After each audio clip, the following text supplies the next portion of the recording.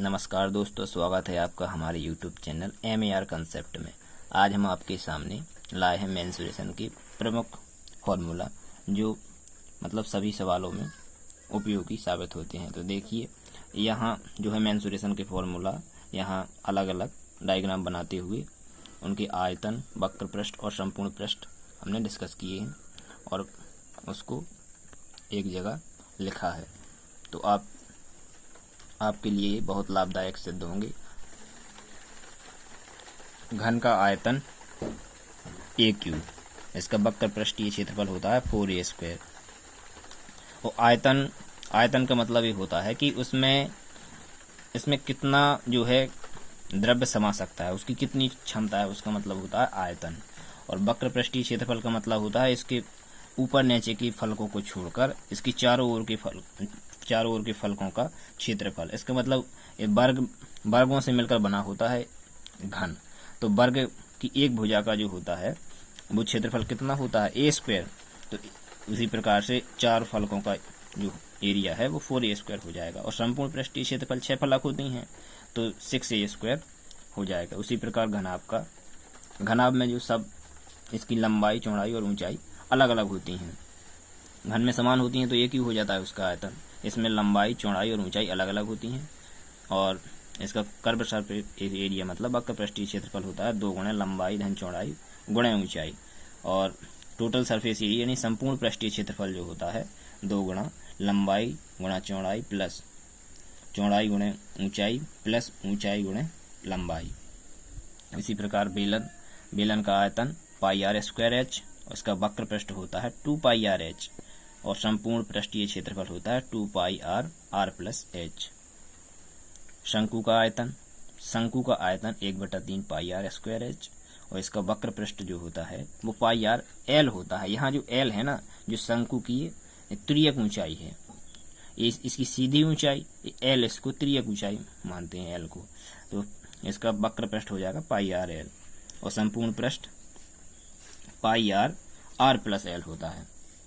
और शंकु का अगर इसका सिर थोड़ा सा हम काट दें तो एक बाल्टीनुमा संरचना बनाती है जिसे शंकु का छिन्नक कहते हैं। तो इस छिन्नक का जो आयतन होता है 1/3 πr²। इसका मतलब जो यहाँ 2 त्रिज्याएं दी गई हैं, एक मतलब ऊपर वाले छोटे, यहाँ भी एक सर्कल बन रहा है तो इस सर्कल की एक रेडियस होगी स्मॉल r और नीचे वाले सर्कल की रेडियस जो होगी वो कैपिटल R होगी। तो इसका आयतन और इसमें इसकी जो ऊंचाई है वो h होगी और इसकी भी त्रियक ऊंचाई होती है स्मॉल l। तो इसका आयतन होता है 1/3 πr² plus r into r गुणा में h और इसका वक्र पृष्ठ होता है πr plus small r into l और इसका संपूर्ण पृष्ठ जो होता है πr plus r into l plus πr² plus r²। इसका मतलब जो संपूर्ण पृष्ठ में जो πr² और r² 2 वृत्त का क्षेत्रफल और ऐड हो जाता है। इन नीचे वाले एक वृत्त का क्षेत्रफल, एक ऊपर वाले वृत्त का क्षेत्रफल। कर्व सरफेस एरिया में जो होता है वो चारों ओर मतलब इसकी सर्कल की मतलब चारों ओर ऊपर नीचे की वाली फलकों को छोड़कर इसका कर्व सरफेस एरिया होता है और इसके संपूर्ण पृष्ठ में ऊपर नीचे के दोनों सर्कलों का एरिया ऐड कर देते हैं। इसी प्रकार गोले का जो आयतन होता है, गोला एक ठोस होता है, इसका जो आयतन है वो 4/3 πr³ होता है और इस गोले का वक्र पृष्ठीय क्षेत्रफल और संपूर्ण पृष्ठीय क्षेत्रफल एक सा ही होता है 4πr²। खोखला गोला इसका आयतन होता है 4/3 π। बड़े जो वृत्त है, एक बड़े वृत्त की त्रिज्या में से छोटे वृत्त की त्रिज्या का घन हम माइनस कर देते हैं तो हमें इसका आयतन प्राप्त हो जाता है और इसका जो टोटल सरफेस एरिया है वो गोले के ही समान होता है।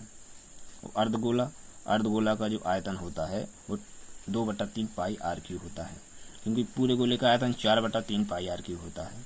आधे गोले का है इसीलिए 2 से अपन ने भाग कर दिया तो 2/3 πr³ होगा।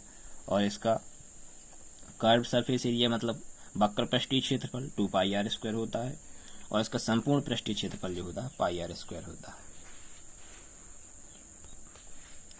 Thank you friends.